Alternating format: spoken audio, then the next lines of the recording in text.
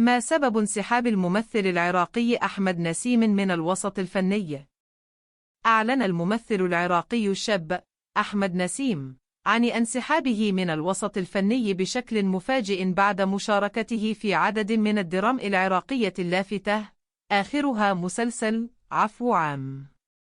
وقال نسيم في بيان عبر فيسبوك نشرته موقع سامراء بولس إن قرار الانسحاب نهائي، ويرتبط بوجود فساد في الوسط الفني ومؤسساته.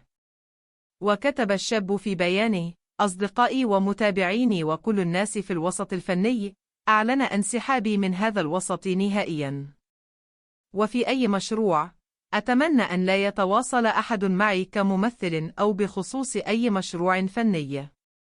وأضاف: لا أريد أن أكون جزءاً من هذا الفساد الذي يحدث داخل هذه المؤسسات من المجاميع أو العصابات التي لا تمت للفن بصلة، مع احترامي 1% الذين يحاولون. وأوضح: ولا أريد أن أكون جزءاً من هذا النصب والاحتيال على الناس التي لا تعرف ماذا يدور في الداخل من رخص وعدم احترام للفن الحقيقي واستسهال ذوق الناس وتصدير شخصيات سطحية عن طريق الترويج الوهمي. واختتم الممثل العراقي حديثه بالقول: شكراً لكل من أحبني كممثل وشكراً لكل واحد دعمني.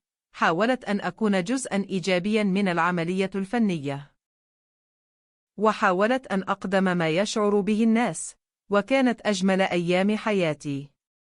وقوبل القرار بردود فعل واسعة في مواقع التواصل الاجتماعي، تباينت فيها آراء مدونين حثه بعضهم على التراجع عن الانسحاب، وأشار آخرون لشكاوى من الوسط الفني.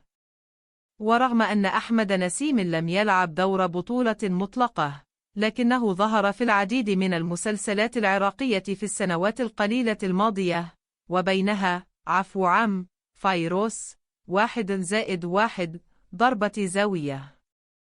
وحصل نسيم على جائزة أفضل ممثل شاب هذا العام عن مسلسل عفو